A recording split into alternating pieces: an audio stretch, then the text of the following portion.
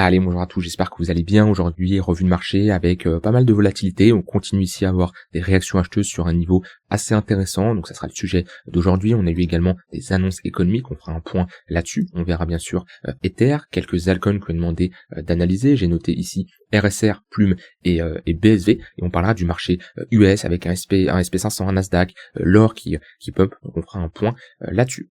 Avant que je commence, je vous rappelle, il vous reste maintenant que 48 heures jusqu'à dimanche soir pour profiter la grosse offre sur le mentorat Devenir Trader. En plus, ça y est, le premier live est programmé pour ceux qui font partie du mentorat demain, 10 janvier à 14 heures. Il y aura le premier briefing du marché en live. C'est la première fois que je fais des lives et ça va permettre d'avoir tout simplement quelque chose de beaucoup plus interactif avec ici ce briefing marché live. On aura des analyses avancées, des scénarios, des questions-réponses en direct. Donc on va être sur quelque chose de beaucoup plus poussé que ce que vous voyez sur YouTube. Et surtout, le plus important, c'est ça, c'est tout simplement de pouvoir interagir avec vous, de répondre à certaines questions, des problèmes que vous pouvez rencontrer dans vos analyses, dans le marché, peu importe. Et une fois par mois, la trading clinique mensuelle. Le but, c'est tout simplement de prendre les gros problèmes, les gros blocages que vous avez dans votre trading et tout simplement de trouver des solutions. Je vous apporte simplement un maximum de valeur pour que vous puissiez débloquer votre situation d'un point de vue technique, money management, gestion de risque, peu importe.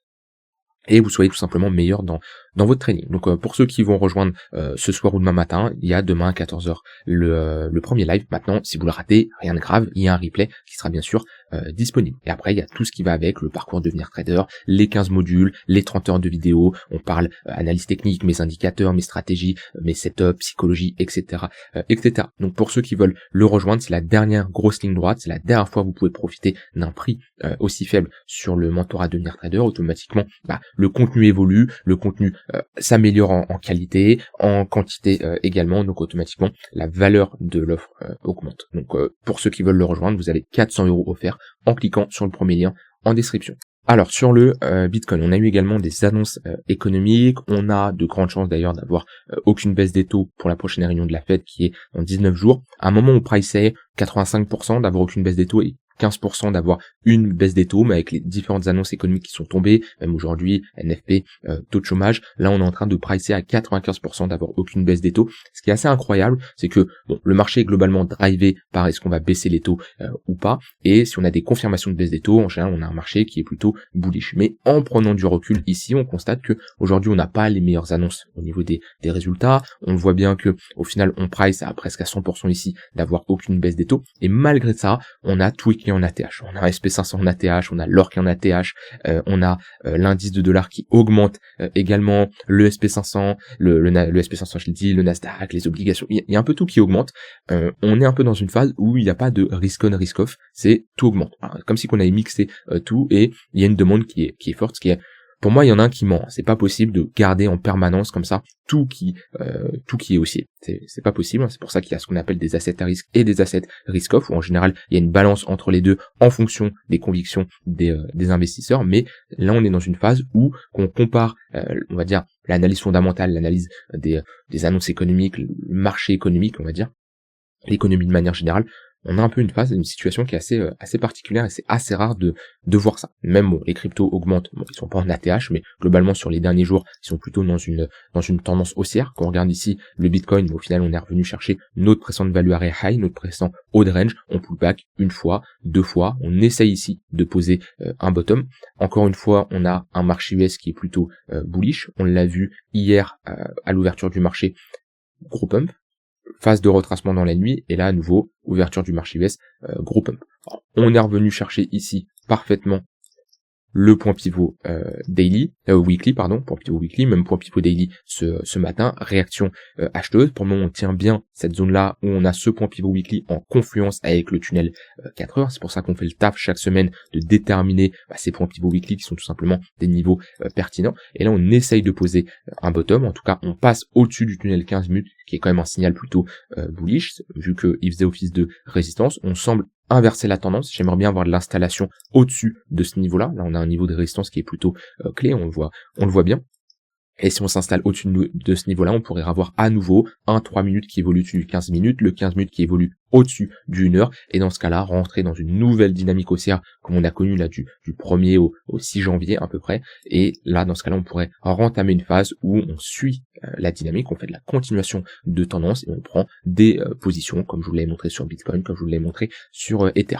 Alors là, il y avait potentiellement, je l'ai pas fait, mais un trade qui pouvait se prendre en mode pullback de ce bottom, pas spécialement pour faire un nouveau sommet, mais au moins pour revenir chercher potentiellement 0,118 de Fibo. Parce que quand on est comme ça sur un VTOP, ces VTOP sont très souvent amenés à être retestés. C'est pas un VTOP qui va nous permettre de réintégrer ce genre de pattern. C'est assez rare. Donc souvent, quand on pull back comme ça, on réagit au niveau de la ligne de coup de cette structure, d'accord, pour revenir chercher les 0,118. Après, est-ce que c'est pour faire ça ou ça? Je ne sais pas. C'est dans cette zone-là qu'il faudra le voir. Mais très souvent, alors des fois on peut rejeter au niveau des 0,382 et faire quelque chose comme ça, qu'on a vraiment un momentum baissier des vendeurs qui se manifestent, mais le plus probable c'est de revenir chercher cette zone là. Après, je peux pas prédire à l'avance ce qui va se passer. Moi, ce que je constate, c'est sur du moyen terme là, on est toujours dans cette phase de consolidation.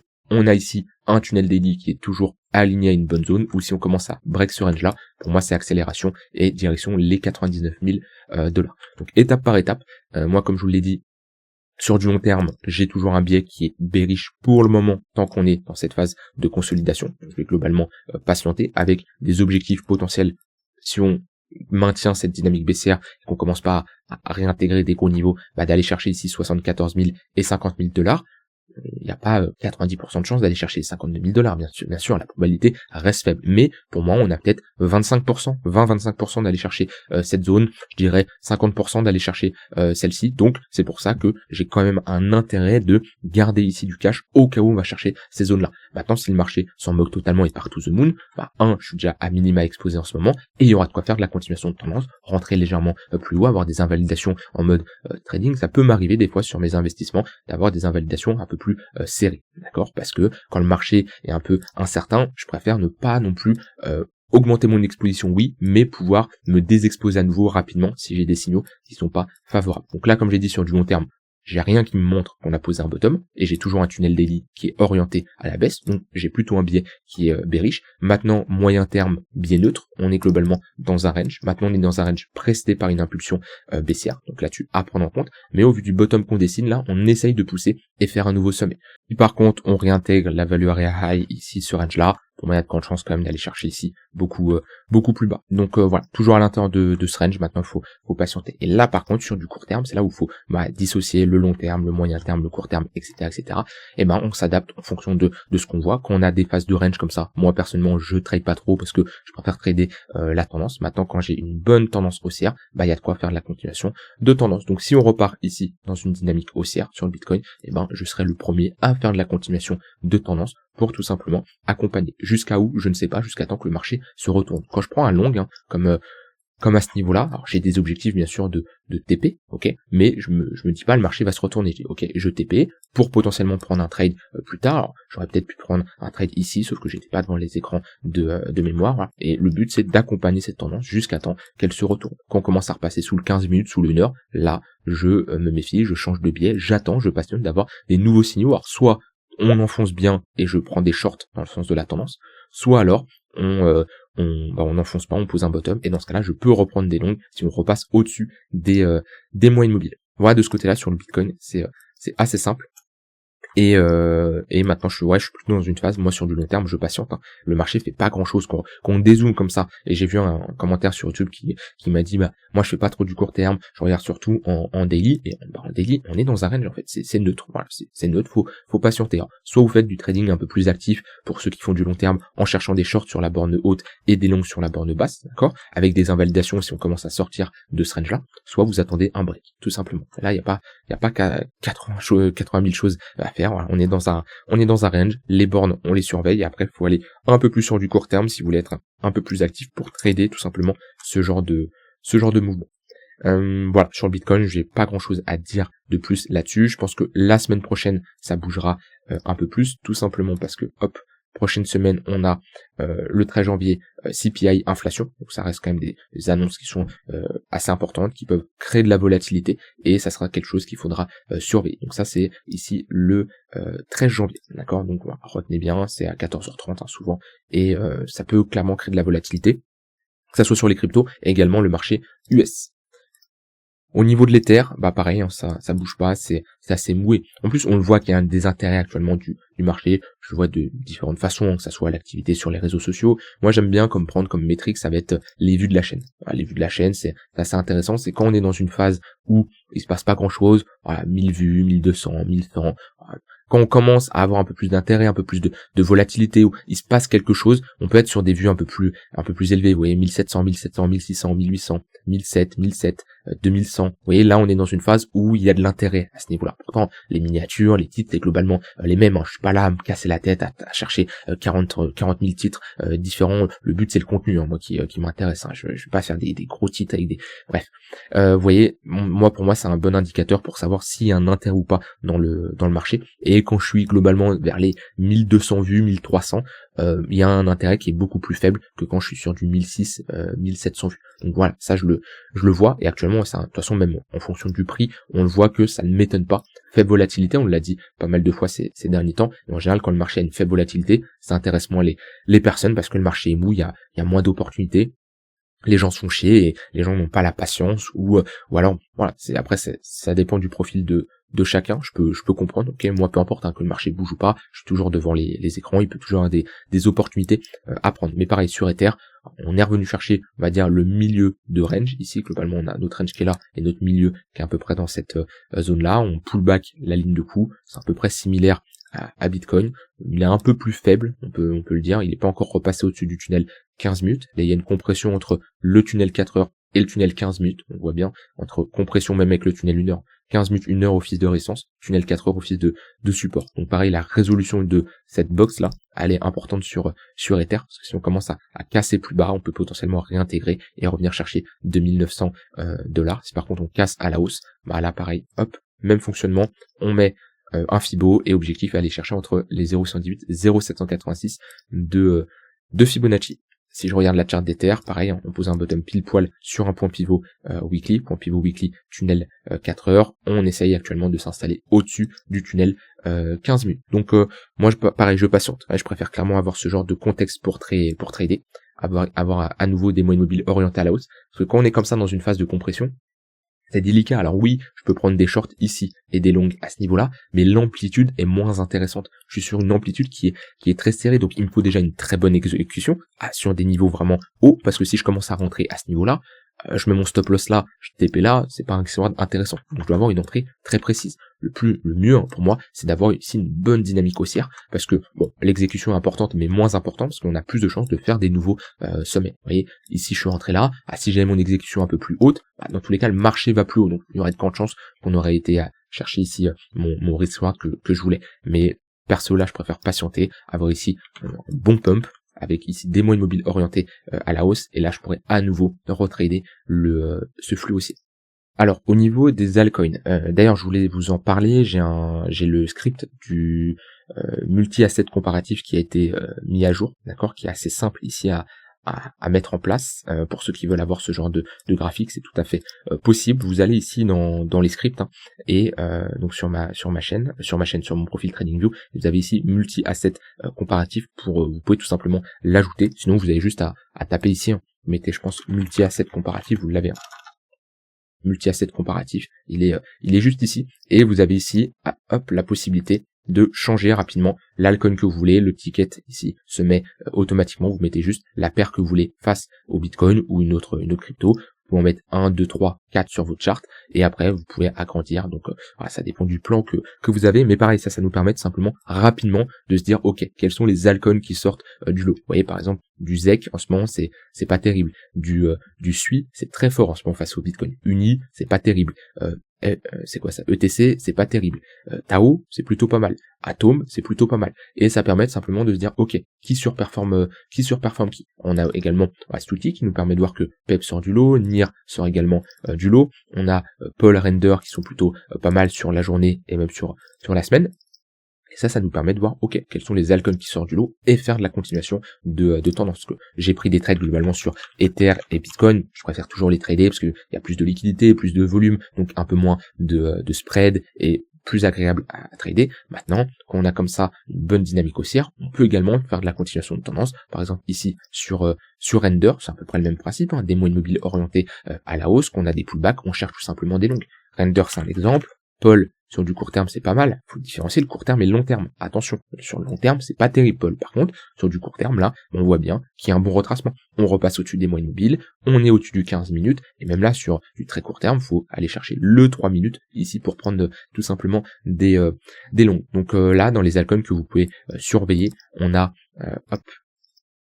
SUI, Sol, XRP qui sont intéressantes là sur la semaine, et on a ici Paul, Render, Atom également qui sont dans une tendance haussière. Si je regarde depuis le début du mois, on a globalement PEP, SUI, SHIB, Dodge qui sont intéressantes, et ici Render, STX, Paul, WIF qui performent plutôt bien. Alors bien sûr, hein, les pires altcoins, pas chercher à les trader, hein. Par exemple si je prends du gros à moins 5%, vous voyez, je vais mettre gros, on va regarder les moyennes mobiles vont être totalement différentes.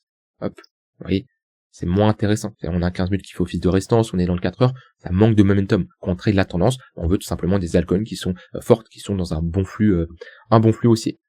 Je vais faire rapidement ici le marché US. De toute façon, le marché US c'est plutôt simple. On est en train de faire ATH sur ATH, SP500, Nasdaq, l'or. On est dans une période là où on a une très forte demande. Comme je dis, une situation qui est assez rare. L'or également qui pousse, qui est pas loin de faire un nouvel ATH. On a l'indice du dollar qui pousse pas mal, qui n'a pas marqué de bottom, mais on est globalement ici dans un range, et pareil, le SP500 qui est en ATH. Il y en a un qui ment, hein, on peut pas avoir un indice dollar qui performe en permanence et le SP500 également. Souvent on a ici une décorrélation entre les deux. On voit bien que souvent quand l'indice de dollar ici baisse, on va avoir un SP500 qui va monter, et inversement, quand on a ici par exemple un indice de dollar qui augmente, on va avoir un SP500 qui va baisser. On voit ici indice de dollar qui augmente bien, SP500 qui baisse. Au moment où on pose un bottom à peu près sur le SP500, on voit que l'indice de dollar commence ici à corriger. C'est pas une décorrélation, à 100%, mais globalement, on sait très bien que on peut pas avoir un indice du dollar qui fait que de performer et un SP500 qui fait également que de performer. L'or également, c'est pareil, c'est les différentes classes d'actifs, risk on, risk off. Alors, peut-être qu'on est dans un changement, et ça l'avenir nous le dira, et qu'il y a plus de risk on, risk off, et c'est tout pump ou tout dump en même temps. C'est très peu probable. Maintenant, bon, on sait jamais, l'économie peut rapidement changer. Bon, après, on est quand même sur là des gros changements, mais pour moi, tant que le SP500 est en ATH, c'est plutôt encourageant. Maintenant, les cryptos, faudrait qu'ils se réveillent, hein. Parce que je dis c'est encourageant, c'est pour que les cryptos pump, hein. J'ai été le premier à vous le dire. Tant que le SP500 fait ATH sur ATH, c'est rassurant pour les cryptos. Maintenant, on l'a bien vu que on a une petite décorrélation quand même entre les cryptos et le marché US, qui est peut-être l'une des premières depuis le bottom de 2023. Alors, il y a eu toujours des phases de décorrélation, mais là, la décorrélation, elle est quand même assez importante, puisque pendant toute cette phase, on a un Bitcoin qui a bien corrigé, alors que l'SP500, je dis pas qu'il s'est envolé, mais il a globalement consolidé. Ce qui est globalement assez rare, une aussi grosse décorrélation, comme j'ai dit, surtout depuis les ETF et l'arrivée de Trump au pouvoir. Au niveau des altcoins. Alors, on m'a demandé ici RSR.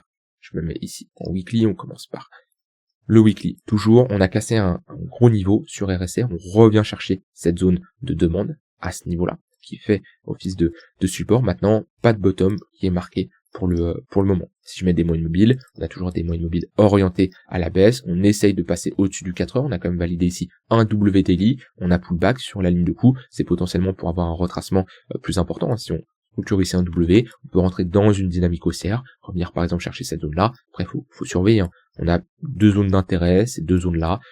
Ici, on est en confluence avec le tunnel daily, donc ces zones d'intérêt, faut surveiller quand on y va, comment le marché va tout simplement réagir. Pour le moment, sur du long terme, on est baissier. Quelqu'un qui cherche des longues long terme attend tout simplement qu'un bottom se construise. Quelque chose comme ça. Vous voyez ici, la personne qui, je vais mettre en logarithmique, parce que là, de l'ATH de 2021 au bottom, c'est quand même un moins 98%. On voit bien qu'on a clairement une trend qui est baissière. C'est très simple, hein. Là, ceux qui tracent des trendlines, on peut très bien la tracer ici, hein, notre trendline, d'accord? Et moi, ce que j'aime bien, c'est mettre le tunnel daily. On voit bien que tant qu'on évolue en dessous le tunnel daily, c'est globalement baissier. Qu'on commence à repasser au-dessus, là on a un signal qui est bullish. Qu'on commence à avoir des structures en W, comme on a ici, hein, moi j'avais pris un long à ce niveau-là sur RSR, j'ai une très bonne performance sur ma position, j'ai pris des profits à x2, x4, on voit bien que là on a un signal de bottom. Il faudra tout simplement avoir la même chose. Une structure en W, et idéalement repasser ici au-dessus du tunnel daily. Et là on pourrait dire, ok, RSR à potentiellement bottom. Ça n'empêche qu'il faut avoir une bonne gestion de risque, savoir où invalider, etc., etc. Mais ouais, pour le moment ici c'est beaucoup trop tôt pour se positionner. Maintenant, si vous avez des setups de swing ou sur de l'intraday pour faire de la continuation de tendance, si là on commence à s'installer au-dessus du 4 heures, pourquoi pas. Mais pour moi, avec les altcoins qu'on a vus, on a des cryptos qui sont largement plus intéressantes. Ensuite, analyse de Plume. Plume USD, tac, crypto. On enfonce toujours aussi bas. Pour moi ici on a aucun bottom qui est validé. Ça me donne pas envie de rentrer en position quand je vois ce genre de chart. Ok, on a clairement enfoncé. On a l'air d'être sur un projet mort là carrément. Je suis pas tout ça, je suis le fonda des cryptos qui m'intéressent ou sur lesquels je suis positionné. Plume, c'est pas du tout le cas. Et on voit que même sur des rallyes où on a des altcoins qui repassent au-dessus du 4 heures, qui repassent au-dessus de leur moyenne mobile, bah là on est sur une crypto qui latéralise. C'est une crypto qui est faible, clairement faible. C'est-à-dire que faible contre le Bitcoin, mais faible également contre les altcoins. Il n'y a rien à faire là-dessus. Déjà d'un point de vue trading, oubliez, concentrez-vous sur les altcoins qu'on a vus, qui sont fortes. Et là on est en dessous du 15 minutes, en dessous du 1 heure. Prenez des altcoins fortes, ou même les altcoins qui sont mi-fortes, mi-faibles, ils sont beaucoup plus intéressantes que ce genre de chart là. Donc là déjà il n'y a rien à faire, et sur du long terme, faut attendre la pattern, faut attendre le signal bullish qui nous dit ok on a instauré un W. Là pour l'instant c'est pas le cas. Et c'est pas parce que ici on a fait un moins 90% qu'on ne peut pas refaire à nouveau un moins 90%. C'est tout à fait possible. Ça pour moi c'est des altcoins qui potentiellement tendront vers zéro. Après c'est un projet qui a l'air jeune, faut se renseigner sur la token mix et tout ce qui va avec, mais pour le moment ouais, on est sur quelque chose qui est très moche.